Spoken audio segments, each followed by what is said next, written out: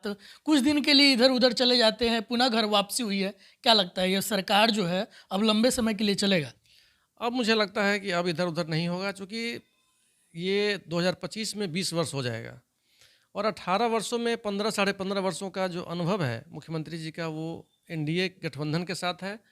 2 ढाई वर्ष रहा है यूपीए गठबंधन के साथ, और जब भी रहे हैं तो कंफर्टेबल नहीं रहे हैं। तो मुझे लगता है कि अब ऐसी कोई दिक्कत नहीं है। नमस्कार, आप देखना शुरू कर चुके हैं सीतामढ़ी की आवाज़। मैं हूँ आपके साथ आर.एस. कुमार।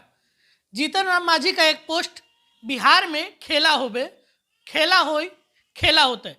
ये तमाम जो है एक पोस्ट जो है जीतन राम मांझी का काफ़ी वायरल हो रहा था विगत कुछ दिनों में।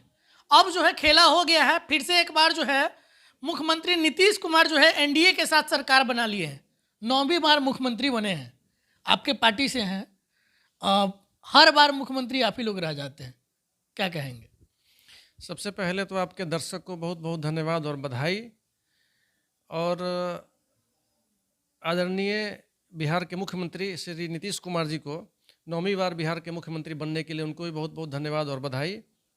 और जहाँ तक रही बात आदरणीय जीतन राम मांझी के पोस्ट का, खेला होवे या खेला होई, मुझे लगता है कि जब भी आदरणीय नीतीश कुमार जी जिस गठबंधन में भी रहे हैं और उनको ये लगा है कि नहीं, उस गठबंधन में हम कंफर्टेबल जोन में नहीं रह के और बिहार के विकास में कहीं ना कहीं यदि कोई बाधा उत्पन्न हो रही है, तो उस गठबंधन का परित्याग करते हैं और निश्चित रूप से नए गठबंधन के साथ काम करना शुरू करते हैं। काफ़ी लंबा समय आप लोगों ने बिताया है एनडीए के साथ, कुछ दिन के लिए इधर उधर चले जाते हैं, पुनः घर वापसी हुई है। क्या लगता है ये सरकार जो है अब लंबे समय के लिए चलेगा? अब मुझे लगता है कि अब इधर-उधर नहीं होगा, चूँकि ये 2025 में 20 वर्ष हो जाएगा और 18 वर्षों में 15 साढ़े 15 वर्षों का जो अनुभव है मुख्यमंत्री जी का, वो एनडीए गठबंधन के साथ है। 2 ढाई वर्ष रहा है यूपीए गठबंधन के साथ, और जब भी रहे हैं तो कंफर्टेबल नहीं रहे हैं। तो मुझे लगता है कि अब ऐसी कोई दिक्कत नहीं होगी। अच्छा, क्या कहें, नीतीश कुमार पलटी मार जाते हैं या फिर विपक्ष ही पलटी मार जाता है?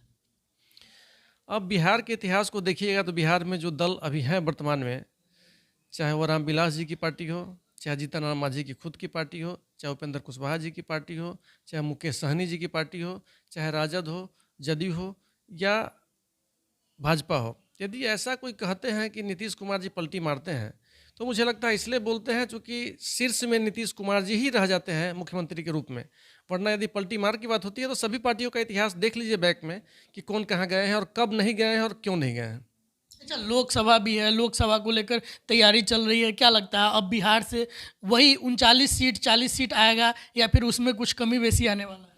नहीं, हमको लगता है कि निश्चित रूप से जो अभी गठबंधन हुआ है, यह जनता के विचार के अनुसार हुआ है और जनता के पसंद के हिसाब से हुआ है। तो अब लगता है कि निश्चित रूप से पिछली बार की तरह 2019 में हुआ था 39 सीट, तो मुझे लगता है कि निश्चित रूप से 39 सीट से कम नहीं आना चाहिए। अच्छा, तेजस्वी यादव कह रहे हैं कि हम लोग 17 महीना में जो काम किए हैं और पिछले 17 साल में जो काम हुआ है, दोनों काम को कंपेयर कीजिएगा तो पता चलेगा पढ़ाई लिखाई नौकरी ये तमाम चीज़ अभी अभी आप लोग किए हैं। इससे पहले कहाँ थे?